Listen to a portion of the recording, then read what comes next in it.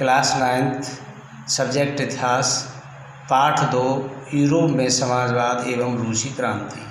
हम बच्चों आपको बता रहे हैं सामाजिक परिवर्तन का युग। समाज में किस तरह परिवर्तन हुआ।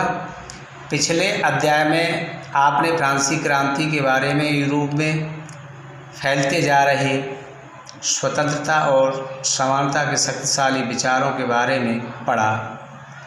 फ्रांसीसी क्रांति ने सामाजिक संरचना के क्षेत्र में आमूल परिवर्तन संभावनाओं का सूत्रपात किया।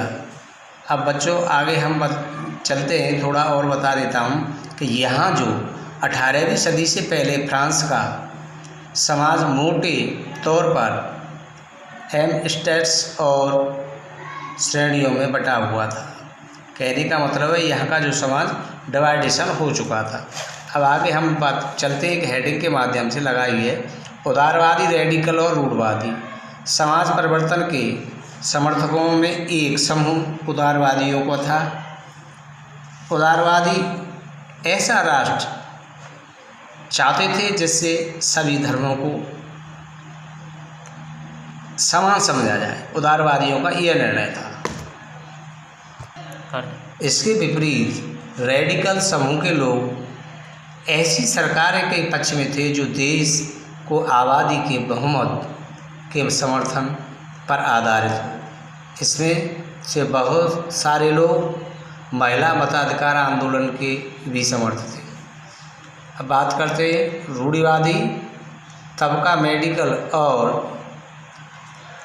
समाजवादी क्षेत्रों के खिलाफ था, मगर फ्रांसीसी क्रांति के बाद तो रूढ़वादी भी बदलने की ज़रूरत की स्वीकार में लग गए थे।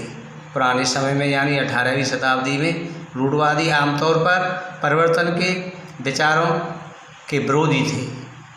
अब क्या होता है, नीचे पैरा में दिया है, फ्रांसीसी क्रांति के बाद पैदा हुई राजनीतिक उथल पुथल के दौरान सामाजिक परिवर्तन में भी परिवर्तन होने लगा। विविध विचारों के बीच काफ़ी टकराव हुए थे।